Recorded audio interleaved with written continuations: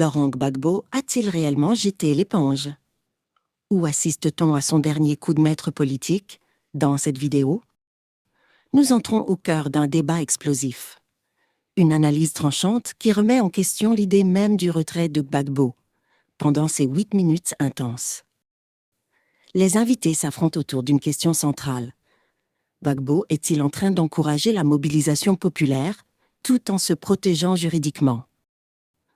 Un affrontement d'arguments puissants, où la notion de responsabilité morale s'oppose frontalement à celle de responsabilité pénale. Ce qui va suivre pourrait bien bouleverser votre lecture de l'élection présidentielle de 2025. Regardez attentivement. La Côte d'Ivoire. Je voudrais saluer la Côte d'Ivoire en lutte pour sa liberté. Je voudrais saluer le peuple qui est debout contre une élection prise en otage par un individu, M. Alassane Dramane Ouattara.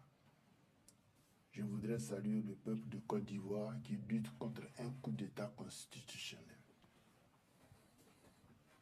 L'homme qui a parlé hier, c'est celui qui a marqué l'histoire politique de la Côte d'Ivoire.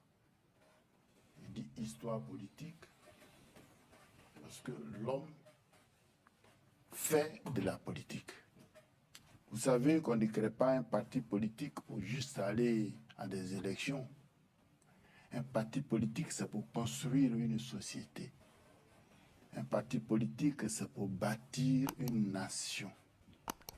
Et je pense qu'aujourd'hui, devant ce projet d'un parti politique, nous assistons plutôt à une avancée vers la décomposition de notre nation, de notre pays. Alors, le président Laurent Gbagbo a pris la parole hier. Il s'est adressé au peuple de Côte d'Ivoire, comme il sait si bien le faire depuis qu'il est en politique. Parce que la politique, c'est pour construire et non pour détruire. D'aucuns nous ont dit qu'il n'a pas lancé de mot d'ordre. Mais un discours politique, il faut être politique pour le savoir et pour le dire. Et c'est pour ça que nous sommes là, pour aider les uns et les autres à comprendre. On ne peut pas appeler un peuple qui est déjà dans les rues.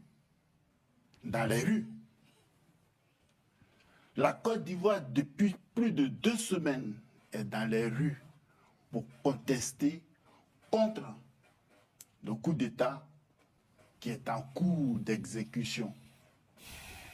Et je crois que ce coup d'État du 25 octobre 2025 sera toujours combattu. Un peuple qui s'engage dans un combat, tant qu'il n'a pas gagné, il ne s'arrêtera pas. Parce que c'est trop visible. C'est trop visible. Bon, les gens qui ont écrit sur les réseaux, ils n'ont pas donné de mots d'ordre, c'est parce qu'ils n'ont pas attendu. Je frapperai ce pouvoir moribond, le temps venu et il tombera. C'est parce qu'ils n'ont pas attendu un tel discours. Mais le discours du président Laurent Gbagbo est un discours politique. Gbagbo est un démocrate. Et il a parlé, il sait que dans une république, c'est le peuple qui est souverain et non pas les partis politiques. Mais ce peuple est déjà dans les rues depuis plus de 2 semaines. Et ils en ont déjà tué une dizaine. Et il y a près de 700 Ivoiriens qui sont en prison parce que Ouattara, en violation de notre constitution, article 55-183, veut à tout prix, c'est son mot, hein, Kyoko, devenir président pour un 4e mandat. Et je crois que le président Laurent Gbagbo a contourné tout ça et en sage politique a donné sa vision des choses. Il a lui-même dit si bien qu'en politique, il n'y a pas de retraite. nous ne disons pas au revoir à notre président. Non. Il est encore le président du PPACI. Et c'est nous qui lui avons demandé d'être notre candidat. Et le moment venu, on le demandera encore. Tant qu'il peut nous servir, tant qu'il peut encore servir. C'est une excluse. Hein. Tant qu'il peut servir le peuple de Côte d'Ivoire. Parce qu'un monument, une bibliothèque, ça ne se met pas dans les tiroirs. Ça sert. Il est le plus jeune entre Ouattara et puis lui qui se bat pour prendre un 4e mandat à 83 ans. Donc, notre président a été sage dans un discours historique que nous retenons, mais la lutte devrait continuer parce qu'un 4e mandat dans notre pays est un coup d'État et un coup d'État, ça se combat. C'est ce qu'il a dit, effectivement. Merci, Pascal. Vous avez senti la colère dans la voix de Pascal Logba. C'est direct et sans filtre. Mais attention, ce qui suit est encore plus intéressant. L'analyste Jean-Paul va maintenant décoder la véritable stratégie de Laurent Gbagbo. Vous allez comprendre comment l'ex-président joue sur une nuance très subtile pour chauffer la rue. Sans risquer la prison. Écoutez bien cette distinction entre inciter et soutenir, c'est là que tout se joue. Jean-Paul Leroux. Oui, on rentre dans le fond. Pour moi, je le dis clairement, Laurent Gbagbo n'a pas donné de mot d'ordre. Mais en même temps, il y a à manger et à boire dans cette interview. Chacun y tirera ce qu'il veut, fera les interprétations et les commentaires, spéculations qu'il veut.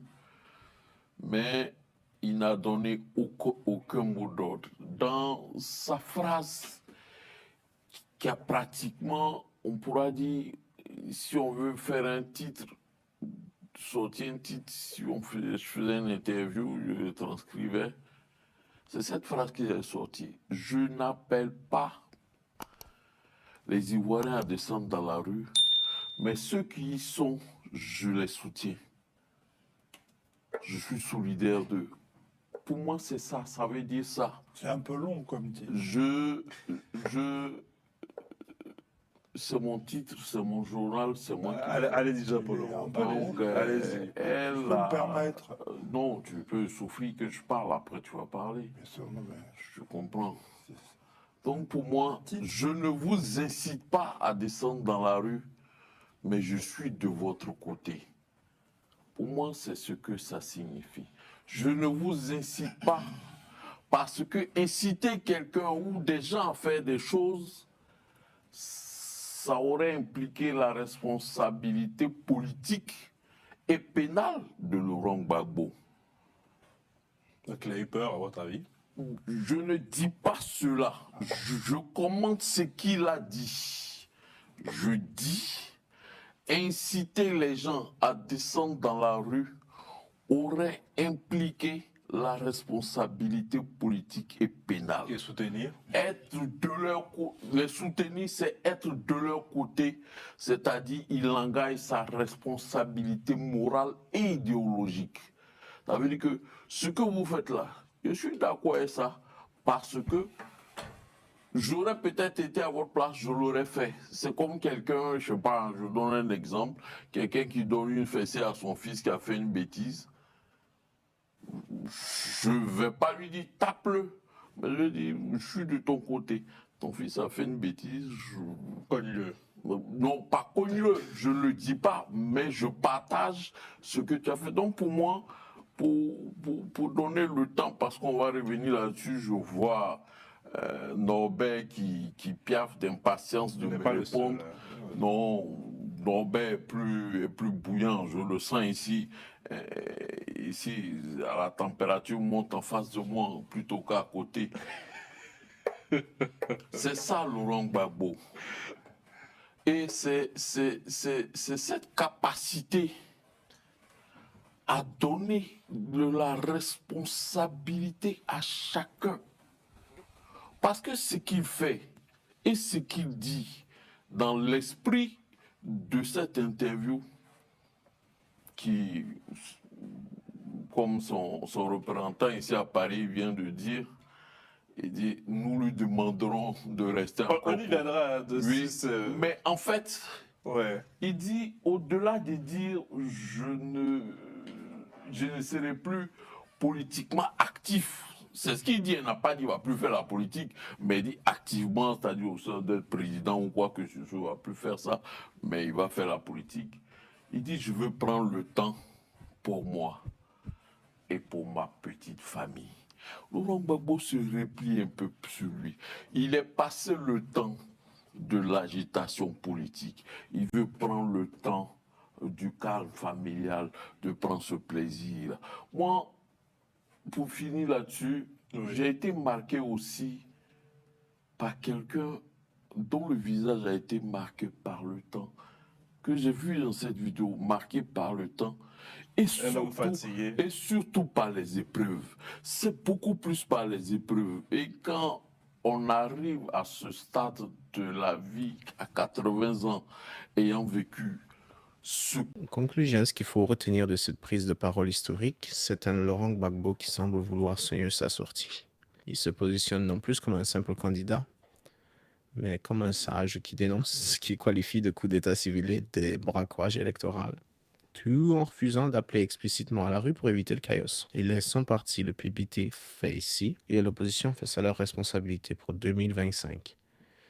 La grande question reste posée, cette stratégie du retrait sans consigne de vote clair suffira-t-elle à mobiliser ou au contraire, laissera-t-elle un boulevard au camp Ouattara?